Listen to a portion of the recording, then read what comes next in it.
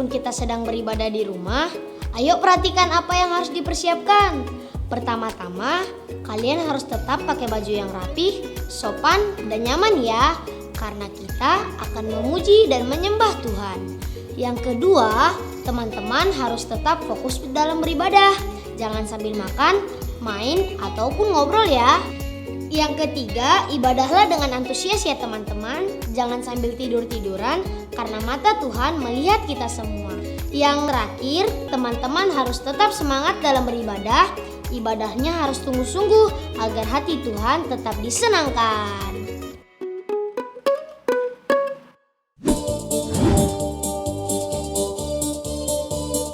Saya bukan pasukan berjalan, pasukan berkuda, pasukan menembak. Saya tidak menembaki musuh, tapi saya laskar Kristus. Saya bukan pasukan berjalan, pasukan berkuda, pasukan menembak. Saya tidak menembaki musuh, tapi saya laskar Kristus. Saya laskar Kristus, siap gerak. Saya laskar Kristus, siap gerak. Saya tidak menembaki musuh. Pakai baju yang kemarin ya? Iya, aku kan mau cita-cita jadi tentara. Mantap. Bentar dulu, aku mau sapa teman-teman yang di rumah. Shalom semuanya. Wah, kalian udah ganteng-ganteng dan cantik-cantik ya. Masih penasaran kan? Kenapa si Yobel pakai baju tentara ini? Kira-kira apa ya cerita minggu ini? Penasaran kan? Yuk, sebelum itu kita memuji Tuhan dan menyembah Tuhan ya. Ayo teman-teman, kita bangkit berdiri. Shalom adik-adik, bagaimana kabarnya? Pasti luar biasa dong. Yuk perkenalan dulu ya, nama kakak, Kak Serta, dan hari ini kakak bawa teman baru. Yuk kita kenalan yuk. Halo Kak Gebi. Hai. Nah hari ini kakak mau ajak kalian semua untuk beribadah. Walaupun hanya beribadah di rumah, tapi kita mau tetap beribadah sama Tuhan. Nah oke adik-adik, sebelum kita mulai ibadah kita, yuk kakak ajak semuanya lipat tangan, tutup mata, kita mau berdoa. Tuhan terima kasih, kami mengucap syukur ya Tuhan buat kasih-Mu Tuhan, buat penyertaan-Mu ya Bapa sepanjang hidup kami ya Tuhan. Kalau hari ini Tuhan, kami mau datang kepadamu Tuhan, kami mau lebih dan lebih lagi Tuhan untuk memuji dan menyembah Engkau ya Bapa. Biarlah Tuhan Yesus, Engkau sendiri ya Bapa yang memimpin ibadah kami Tuhan dari awal, pertengahan hingga pada akhirnya ya Tuhan. Biarlah Tuhan Yesus, kami serahkan semua ibadah kami hari ini ke dalam tangan kasih-Mu. Terpujilah Engkau ya Tuhan, dalam nama Yesus kami berdoa dan mengucap syukur. Haleluya, amin. Yuk adik-adik, hari ini kakak mau ajak kalian semua untuk bangkit berdiri yuk. Yuk yang masih malas-malesan, yang masih tidur-tiduran, yuk gerak dong, ayo kita sama-sama memuji Tuhan. Nah, lagu pertama kita akan nyanyikan lagu Bapak Abraham. Jangan lupa ikutin gerakannya ya.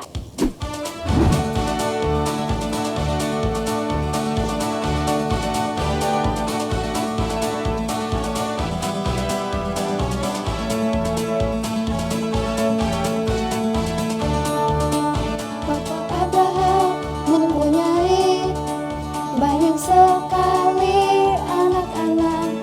Aku anaknya dan kau juga. Mari puji Tuhan, tangan kanan. Bapak Abraham mempunyai banyak sekali anak-anak. Aku anaknya dan kau juga. Mari puji Tuhan, tangan kanan, tangan kiri. Bapak Abraham mempunyai banyak sekali anak-anak. Aku anaknya dan kau juga. Mari puji Tuhan, tangan kanan, tangan kiri, kaki kanan. Bapak Abraham mempunyai banyak sekali anak-anak. Aku anaknya dan kau juga. Mari puji Tuhan, tangan kanan, tangan kiri, kaki kanan, kaki kiri. Bapak Abraham mempunyai banyak sekali anak-anak. Aku anaknya dan kau juga. Mari puji Tuhan. Tuhan, tangan kanan, tangan kiri, kaki kanan, kaki kiri, kepala atas, kepala bawah, putar-putar lalu duduk. Yeay! Kasih tepuk tangan dong. Masih semangat? Wah, pastinya masih semangat kan?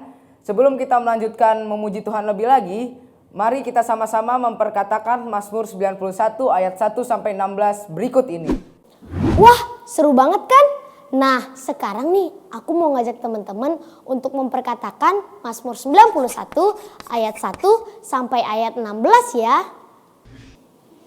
Mazmur 91. Dalam lindungan Allah, orang yang duduk dalam lindungan yang maha tinggi dan bermalam dalam naungan yang maha kuasa akan berkata kepada Tuhan, tempat perlindunganku dan kubu pertahananku, Allahku yang kupercayai. Sungguh dialah yang akan melepaskan engkau dari jerat penangkap burung, dari penyakit sampar yang busuk. Dengan kepaknya ia akan menudungi engkau. Di bawah sayapnya engkau akan berlindung. Kesetiaannya ialah perisai dan pagar tembok. Engkau tak usah takut terhadap kedahsyatan malam, terhadap panah yang terbang di waktu siang, terhadap penyakit sampar yang berjalan di dalam gelap, terhadap penyakit menular yang mengamuk di waktu petang. Walau 1.000 orang rebah di sisimu dan 10.000 di sebelah kananmu, tetapi itu tidak akan menimpamu. Engkau hanya menontonnya dengan matamu sendiri dan melihat pembalasan terhadap orang-orang fasik. Sebab Tuhan ialah tempat perlindunganmu, yang maha tinggi telah kau buat tempat perteduhanmu.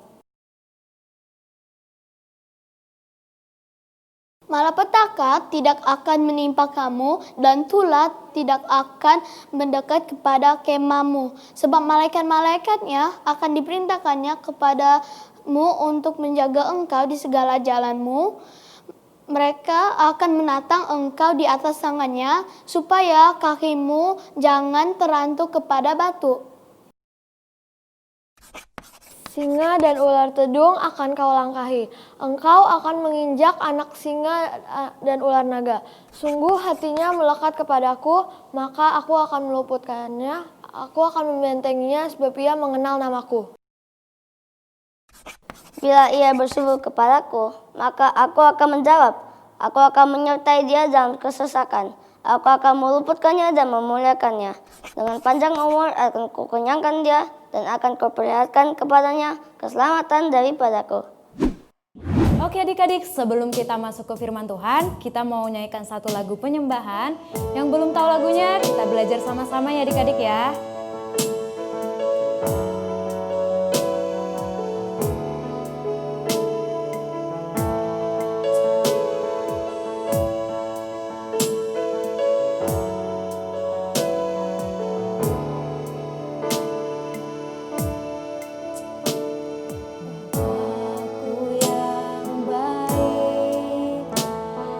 Berkuasa atasmu,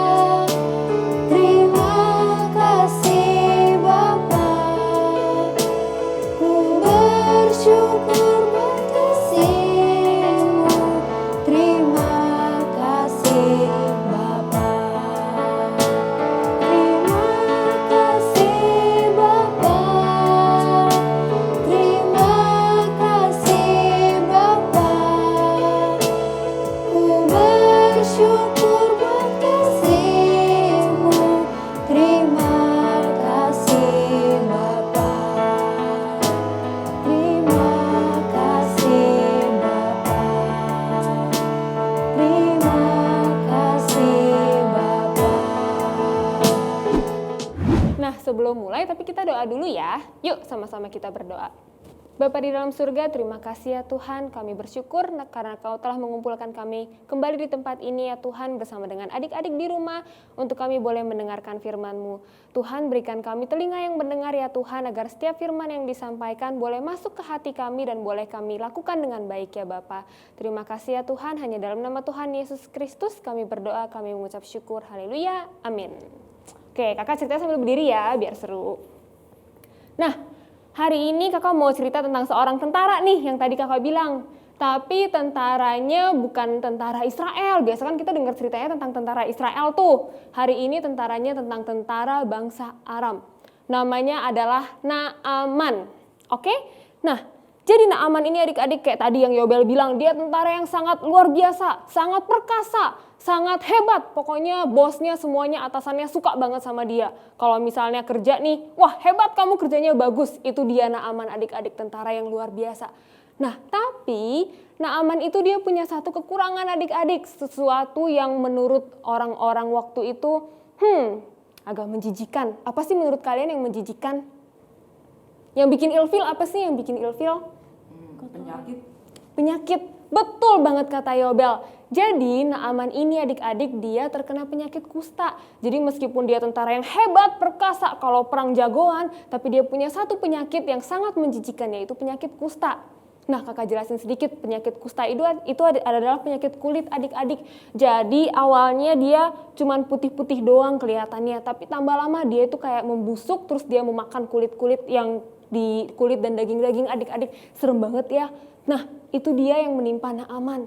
Akhirnya si Naaman ini dia sedih adik-adik, dia pikir aduh gimana ya caranya aku gak akan bisa melayani nih kalau misalnya dengan luar biasa. Aku gak akan bisa jadi tentara yang hebat kalau lama-lama penyakit ini membuat aku lemah. Wah dia sedih adik-adik, dia bingung. Nah tapi ternyata di rumah Naaman adik-adik ada seorang budak, seorang pembantu. Pembantu ini adalah orang Israel adik-adik. Jadi saat itu pas bangsa Aram keluar dari Israel, mereka mengambil tawanan dan salah satu tawanannya itu diambil untuk bekerja di rumahnya Naaman adik-adik. Nah, pembantu ini adik-adik, dia adalah seorang gadis yang percaya sama Tuhan. Dia percaya kalau misalnya Israel punya Tuhan yang hebat. Dia pun mulai pikir, kayaknya aku bisa melakukan sesuatu deh untuk membantu atasanku, untuk membantu Naaman nih. Supaya dia nggak sedih lagi. Dia pun panggil nyonyanya, dia bilang, Nyonya, saya punya ide. Kalau di rumah saya dulu di Israel, itu kita percaya sama Tuhan. Tuhan itu Tuhan yang luar biasa, Tuhan kita. Dia bisa menyembuhkan segala penyakit, dia bisa melakukan hal yang mustahil semuanya. Mau nggak Nyonya? Kita bilang aja sama Tuan Naaman, coba kita ajak Tuan Naaman ke Israel. Nanti di sana ketemu dengan seorang nabi yang namanya Nabi Elisa. Nabi Elisa ini hebat pokoknya. Dia sangat mendengar suara Tuhan. Apapun yang Tuhan katakan sama dia, dia mendengarnya. Dan kalau misalnya Tuan Naaman mau mendengar kata Nabi Elisa, pasti Tuan Naaman bisa sembuh Nyonya. Aku yakin banget. Oh, gitu ya kata nyonyanya. Oke deh. Besok pagi aku langsung bilang ke Naaman, yuk mungkin dia mau mendengarkan kamu, nanti dia mau ke Nabi Elisa dan mungkin dia bisa sembuh ya. Aduh semoga deh dia bisa sembuh karena kalau enggak kasihan dia mana bisa jadi tentara yang hebat dengan penyakit kulit seperti itu. Wah akhirnya tidur dan mereka bangun pagi, akhirnya si istrinya bilang ke Naaman, dia panggil suamiku, aku punya kabar. Kemarin itu loh yang kemarin gadis Israel yang kamu bawa ke rumah kita, itu dia cerita sama aku. Dia bilang di Israel itu mereka menyembah Tuhan yang luar biasa, yang bisa menyembuhkan segala penyakit, yang bisa membuat hal yang mustahil menjadi tidak mustahil. Nah adik-adik, kakak kasih tahu penyakit kusta itu sampai sekarang tidak ada obatnya. Jadi mau ke dokter pun, mau minum obat, mau pakai salep, itu gak bisa sembuh adik-adik. Wah, jadi Naaman ini saat dia mendengar, masa sih penyakit kustaku yang gak bisa disembuhkan itu? Kamu bilang itu bisa sembuh kalau aku pergi ke sana. Oke, daripada aku diem aja ya kan, gak cobain apa-apa, terus cuman terima nasib, mendingan aku pergi. Coba aku pikir dulu, kalau memang aku sembuh berarti aku harus bawa hadiah yang banyak sekali untuk yang namanya Nabi Elisa ini nih. Coba semuanya siapin dong, aku mau bawa perak, aku mau bawa emas, aku mau bawa pakaian yang bagus-bagus. Ayo kita bawa, kita naik kereta, kita pergi ke Israel ya. Wah, akhirnya adik-adik dengan iman Naaman dia berangkat, dia sudah, padahal dia belum sembuh loh. Tapi dia sudah bawa hadiahnya. Dia pergi dan dia sampailah ke rumah Nabi Elisa. Nah, adik-adik coba kita ingat-ingat. Naaman itu adalah tentara yang pangkatnya tinggi, yang hebat, yang dihormati oleh semua orang di negaranya. Tapi adik-adik sampai ke rumah Bapak Elisa yang keluar menemui Naaman, bahkan bukan Bapak Elisa itu loh. Tapi siapa? Bujangnya adik-adik seperti pembantunya. Pembantunya bilang, "Hei, kamu mau apa kesini? Kamu datang dari tempat yang jauh ya? Bapak Elisa suruh aku tanya ke kamu mau ngapain?" Wah, adik-adik kira-kira kalau misalnya orang yang terhormat terus disambutnya cuma sama pembantu, cuma sama bujang, kira-kira bakal marah gak ya? Hah? Pasti bakal marah. Tapi adik-adik Naaman karena dia sedang sakit, dia bilang, "Hei, bilang sama Bapak Elisa, aku pengen sembuh. Aku datang karena aku mendengar Israel tuh punya Tuhan yang hebat. Coba aku mau lihat buktinya. Apakah Israel benar-benar punya Tuhan yang hebat? Coba bisa nggak Bapak Elisa sembuhin penyakit kustaku ini? Coba lihat penyakit ini. Menjijikan sekali. Gimana caranya supaya aku bisa sembuh?" Wah, adik-adik akhirnya si bujang ini, "Bentar ya, saya masuk dulu, saya tanya dulu ke Bapak Elisa." Cuk, dia masuk. Saat keluar lagi dia bilang, "Oke, Bapak Naaman, maaf sekali kamu gak bisa ketemu sama Bapak Elisa. Tapi aku punya jawabannya untuk kamu. Kamu sekarang pergi ke Sungai Yordan. Kamu tahu di Israel tuh ada yang namanya Sungai Yordan, ya itu. Kamu ke sana ya. Abis itu kamu mandi berapa kali ya? Oh, 7 kali. Kamu mandi 7 kali, kata Bapak Elisa begitu. Kamu ke Sungai Yordan, terus kamu mandi 7 kali, nanti pasti kamu sembuh. Hehehe." Wah, Naaman kaget. "Hah? Tunggu deh, aku tahu Sungai Yordan. Tapi emangnya gak ada sungai lain apa? Emangnya di negaraku tuh gak ada sungai apa? Sampai aku datang ke sini jauh-jauh disuruh mandi ke Sungai Yordan yang jorok itu. Hei, kamu gak lihat Sungai Yordan? Airnya tuh hijau, bukan putih. Ih, aku udah sakit bukannya jadi makin sakit." Hah? Serius? Coba deh tanya lagi Bapak Elisa, bener gak? "Ih, enggak," kata bujangnya. "Bener Bapak Naaman, saya yakin itu yang saya dengar." "Iya bener, saya yakin kok. Pokoknya kamu ke Sungai Yordan, mandi 7 kali. Nanti yang ke-7 pasti kamu sembuh. Coba kamu percaya atau enggak?" Akhirnya semua orang tadi yang ikut sama Naaman tuh yang setir kereta apa semuanya, akhirnya mereka bujukin Naaman. "Udahlah, kamu udah sampai sini, nggak apa-apa. Udah cobain aja. Toh kalau misalnya kamu nggak sembuh juga, ya udah daripada kamu pulang terus nggak dapat apa-apa. Udah sampai sini ya udah cobain aja." Akhirnya si Naaman dengan penuh perjuangan dia bilang, "Aduh, kenapa sih harus Sungai Yordan? Jorok itu, sungainya jorok banget. Ya udahlah, daripada aku pulang lagi nggak bawa apa-apa ya kan. Ya udah deh, ayo antar aku ke Sungai Yordan sekarang." Wah, akhirnya mereka berangkat ke Sungai Yordan. Pas dilihat, "Oh no," kata Naaman, "lebih kotor dari perkiraanku. Aduh, bagaimana ini? Hah? Ya udahlah Tuhan, udah sampai sini. Ayo udah kamu mandi aja." Akhirnya adik-adik Naaman dia bilang, "Ya udahlah, oke, saya mandi. Aduh, 7 kali ya. 2 kali aja boleh nggak?" "Nggak boleh Tuhan, 7 kali. Oke, 7 kali. Akhirnya Naaman mandi sekali. Belum selesai adik-adik, lagi 2 kali. Siapa yang sehari mandinya di sini sekali? 2 kali? Kamu mandi berapa kali Elis?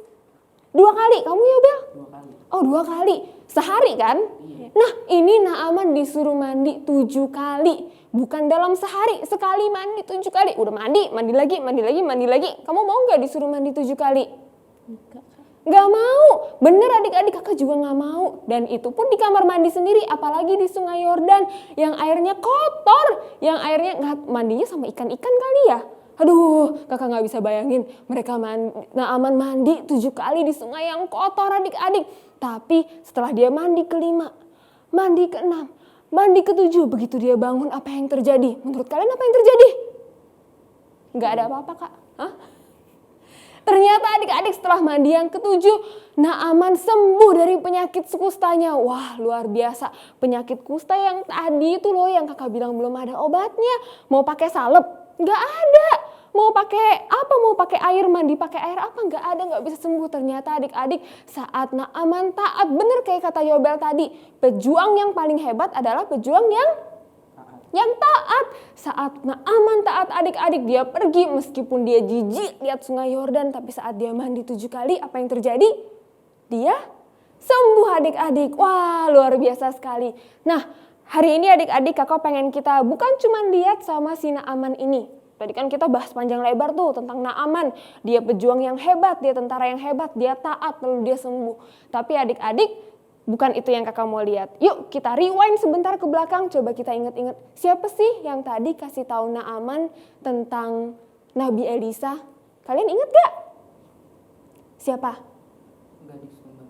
Gadis pembantu, betul adik-adik. Gadis pembantu Naaman itu adalah orang Israel yang lalu memperkenalkan, tuanku, nyonyaku, ini loh aku ada tahu satu nabi, dia tuh orang yang sangat takut sama Tuhan. Adik-adik, coba kalau nggak ada satu gadis ini, kira-kira Naaman sembuh nggak? Tidak, Naaman tidak sembuh adik-adik. Dan setelah Naaman sembuh, apa yang dia lakukan? Dia bilang, dia memproklamirkan seperti ini. Sekarang aku tahu kalau tidak ada Tuhan yang lain selain Tuhannya orang Israel. Adik-adik, Naaman itu orang Aram, bukan orang Israel. Orang Aram itu bukan orang yang mengenal Tuhan adik-adik. Mereka bangsa yang tidak mengenal Tuhan. Tapi karena satu gadis pembantu ini, bukan karena satu pejabat, bukan karena satu putri atau satu pangeran. Tidak adik-adik, karena satu gadis pembantu. Dan ingat, dia adalah seorang pembantu. Tawanan yang dibawa dari rumahnya secara paksa. Berarti dia di sana bukan karena kehendaknya, tapi dia punya hati yang ingin memberitakan kabar baik. Dia pikir dimanapun aku berada, mau aku di rumah, mau aku ditawan di tempat orang, aku cuma punya satu, aku cuma tahu satu, kalau Tuhanku adalah Tuhan yang hebat, Tuhan yang benar. Dan kemanapun aku pergi, aku mau kasih tahu ke semua orang, kalau Tuhannya bangsa Israel, Tuhan yang kita sembah adalah Tuhan yang luar biasa adik-adik. Coba kita bayangkan, karena satu gadis pembantu ini, karena satu orang ini adik-adik yang sedang ditawan, Naaman, seorang tentara yang tangguh, yang jabatannya jauh di atas gadis ini, akhirnya percaya sama Tuhan.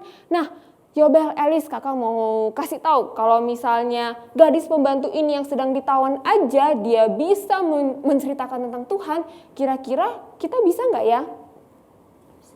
Bisa, tentu saja kita pasti bisa adik-adik. Ini gadis pembantu yang ditawan. Sedangkan kita tidak punya kesulitan apapun dimanapun kita berada, di sekolah, bahkan di rumah, di antara teman-teman kita punya banyak sekali kesempatan untuk menceritakan tentang Tuhan adik-adik. Dan kakak percaya kita semua tahu Tuhan kita Tuhan yang hebat, Tuhan yang luar biasa adik-adik. Gak ada alasan untuk kita tidak menceritakan Tuhan kita.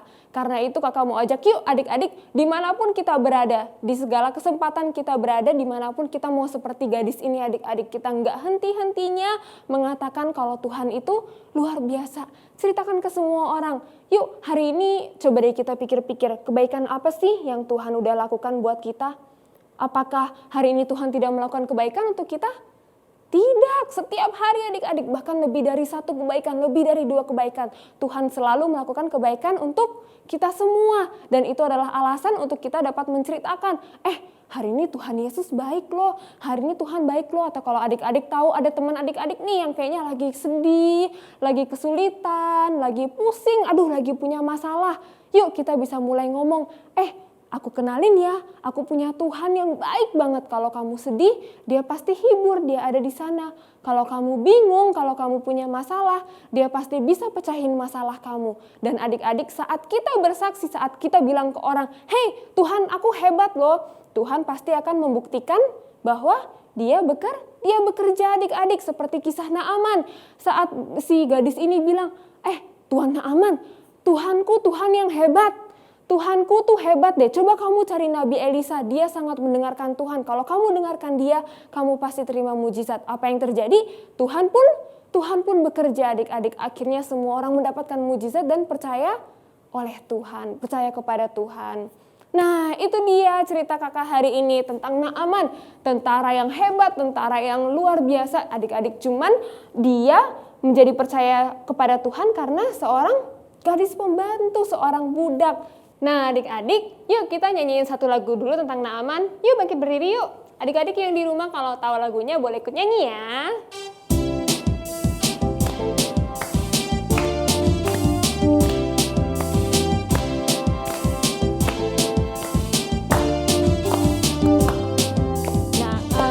Sakit kusta disuruh Elisa menyelam 7 kali di sungai Yordan. 1, 2, 3, 4, 5, 6, 7, sembuh Naaman. Kita ulang sekali lagi ya. Naaman sakit kusta disuruh Elisa menyelam 7 kali di sungai Yordan. 1, 2, 3, 4, 5, 6, 7, sembuhlah Naaman. Yeay. Oke, sekarang kita mau tutup kebaktian kita. Yuk kita berdoa bareng-bareng. Bapa di surga, terima kasih ya Tuhan, kami bersyukur kalau kami boleh memuji, menyembah, dan mendengarkan firman-Mu hari ini ya Tuhan. Bapa, kami mau belajar ya Tuhan seperti gadis di rumah Naaman ya Bapa. Biar dimanapun kami berada, kami boleh memberitakan kabar baik tentang luar biasaan Engkau ya Tuhan, tentang kehebatan Engkau ya Bapa. Terima kasih ya Tuhan, sebentar kami akan melanjutkan segala aktivitas kami ya Tuhan. Tetap berikan kami kesehatan, terus berikan kepada kami daya tahan tubuh yang bagus ya Tuhan. Dan biar kami dapat kembali berkumpul di tempat ini minggu depan. Terima kasih ya Tuhan, hanya dalam nama Tuhan Yesus Kristus kami berdoa dan kami mengucap syukur. Amin. Oke, pulang. Tunggu bentar dulu. Sebelum kita pulang, kita terima doa berkat dulu ya. Setelah itu, aku bawa bekal mau bagi-bagi sama kalian. Wow. Mari adik-adik, kita akhiri ibadah pada hari ini. Kita mau berdoa, tutup matanya, lipat tangannya. Bapa di surga, kami bersyukur kalau kami sudah punya kesempatan yang luar biasa beribadah secara online pada hari ini. Kami mengerti ya Tuhan betapa kami memiliki tugas yang mulia di atas bumi ini ya Tuhan. Kami mau terus menceritakan kebaikan Tuhan kepada teman-teman kami, kepada saudara-saudara kami ya Tuhan, siapapun yang kami temukan ya Tuhan. Dan kami percaya bahwa kehidupan kami pun bisa menjadi kesaksian bagi orang-orang di sekeliling kami. Terima kasih Tuhan Yesus buat kebaikan Tuhan yang luar biasa. Engkau yang berkati setiap aktivitas kami sepanjang hari ini. Apapun yang kami lakukan, Engkau buat berhasil. Mari adik-adik dimanapun Engkau berada, angkat kedua tanganmu, buka hatimu, buka pikiranmu, arahkan hanya pada Tuhan Yesus saja. Laskar Kristus yang dahsyat, yang dikasihi Tuhan begitu luar biasa, saat ini berjalan bersama Tuhan dengan kasih karunia yang berlimpah-limpah dari surga, damai sejahtera, kasih karunia, sukacita yang berlimpah-limpah, mulai dari hari ini sampai Maranatha, kedatangan Tuhan Yesus yang kedua kali, bahkan sampai selama-lamanya. Mari, Laskar Kristus yang luar biasa, sama-sama kita katakan, amin. Ini buat Yobel. Makasih. Ini buat kakak. Makasih, kamu baik banget sih. Yuk kita pamitan dulu yuk. Nah adik-adik kita ketemu lagi di ibadah online minggu depan ya. Tetap jaga kesehatan. Selamat hari Minggu dan Tuhan Yesus memberkati. Dadah. Bye.